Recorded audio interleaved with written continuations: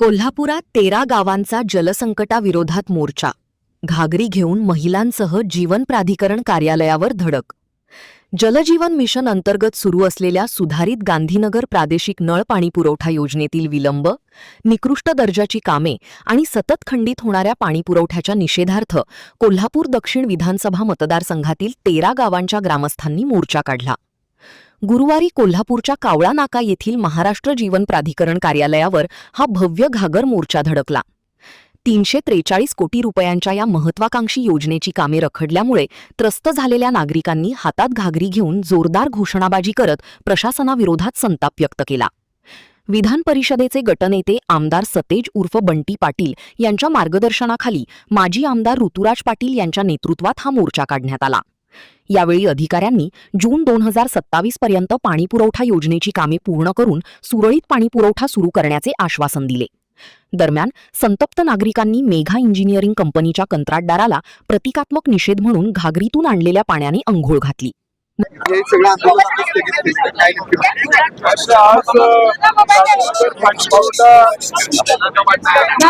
गांधीनगर पाणी पुरवठा योजनेच्या दिरंगाईसाठी घागर मोर्चा हा आम्ही MGP ऑफिसवर या ठिकाणी घेऊन आलो होतो.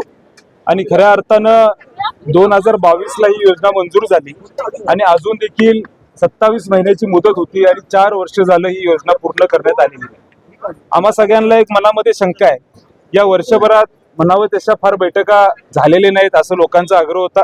आमचे सर्व प्रमुख, सर्व सरपंच, प्रत्येक गावातील सदस्य आमच्याकडे आले, आदरणीय बंटी साहेबांना भेटले, मला भेटले आणि आमच्याकडे त्या ठिकाणी मागणी केली की तुम्ही ही बैठक त्या ठिकाणी घेतली पाहिजे, कारण 4 वर्ष झालं हे काम पूर्ण होत नाही असं आमच्या सगळ्यांच्या समोर येते. डिस्ट्रीब्युशनचं काम, जे पाईपलाईनचं काम आहे ते प्रत्येक गावातून त्या ठिकाणी करायचं आहे, ते काम देखील पूर्ण केलेलं नाहीये. रस्ते उकरतात, लोकांना त्रास होतो, त्याचे देखील ते रिस्टोरेशन करत नाहीत आणि मग अशा अनेक अडचणी आहेत, हे आम्हा सगळ्यांच्या समोर आम्हाला या माध्यमातून दिसतात.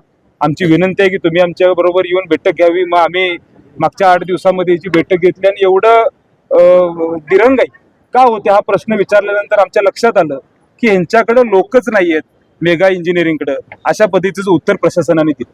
आज 32 टाक्या या पूर्ण झाल्या पाहिजे होत्या, त्यातल्या 6 टाक्या या ठिकाणी पूर्ण झालेल्या आहेत. अनेक ठिकाणी पाईपलाईनचं काम रखडलेलं आहे आणि हे काम का रखडले हा प्रश्न विचारल्यानंतर प्रत्येक वेळी गोड बोलायचं आणि कारणं काढायची अशी शंका आमच्या मनामध्ये येते. पण आम्हाला एक शंका आली, म्हणलं ह्याच्यावर काही राजकारण होते का.